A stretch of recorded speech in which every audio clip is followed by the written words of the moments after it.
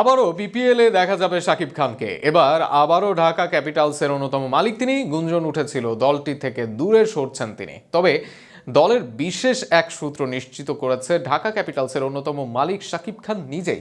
সেক্ষেত্রে ৫ বছরের জন্য দল কিনেছে তার ফ্র্যাঞ্চাইজি চ্যাম্পিয়ন স্পোর্টস। আরও শুনুন প্রতিবেদনে। বাংলাদেশ প্রিমিয়ার লিগের বিপিএল এর আসন্ন ১২তম আসরে আবারও দেখা যাবে ঢাকায় চলচ্চিত্রের মেগাস্টার শাকিব খানকে।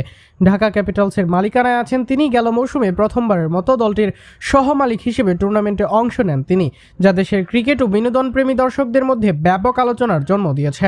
গ্যালারিতে শাকিবের উপস্থিতি যে সময় স্টেডিয়ামের উচ্ছ্বাসকে অন্য মাত্রায় নিয়ে যায়। যদিও ঢাকা ক্যাপিটাল শেষ পর্যন্ত শিরোপা জিততে পারেনি, তবুও পুরো আসর জুড়েই আলোচনার কেন্দ্রবিন্দুতে ছিলেন এই সুপারস্টার। সূত্র নিশ্চিত করছে এবারও ঢাকা ক্যাপিটালসের মালিকানায় থাকবে শাকিব খানের প্রতিষ্ঠান চ্যাম্পিয়ন্স স্পোর্টস। একই সূত্র স্পোর্টস টাইমসকে জানিয়েছে প্রতিষ্ঠানটির ২০% মালিকানা শাকিব খানের হাতে, যা তাকে ফ্র্যাঞ্চাইজিটির অন্যতম মুখ্য অংশীদার করে তুলেছে। বিসিবির সঙ্গে ৫ বছরের চুক্তি অনুযায়ী পরবর্তী ৫টি আসরে ঢাকা ফ্র্যাঞ্চাইজির মালিকানা থাকবে ওই প্রতিষ্ঠান। যদিও এ বিষয়ে আনুষ্ঠানিকভাবে কোনো মন্তব্য করেনি শাকিব খান নিজে। প্রথম আসরে অভিজ্ঞতা থেকে শিক্ষা নিয়ে এবার আরও শক্তিশালী স্কোয়াড গঠনের উদ্যোগ নিয়েছেন তিনি। জানা গিয়েছে দেশীয় বিদেশি তারকা ক্রিকেটারদের নিয়ে ব্যালেন্সড দল তৈরির চেষ্টা চলছে, যাতে ঢাকা আবারও শিরোপার দৌড়ে শক্ত প্রতিদ্বন্দ্বী হয়ে উঠতে পারে।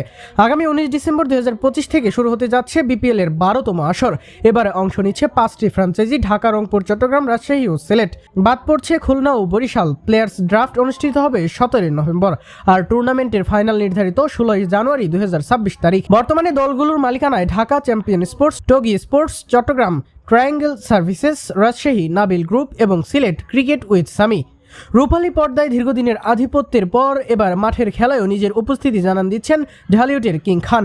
পরপর দ্বিতীয়বার বিপিএল এর দল কিনে নতুন এক উত্তেজনা ছড়িয়ে দিয়েছেন ক্রিকেট প্রেমী ও সিনেমা প্রেমী ভক্তদের মাঝে।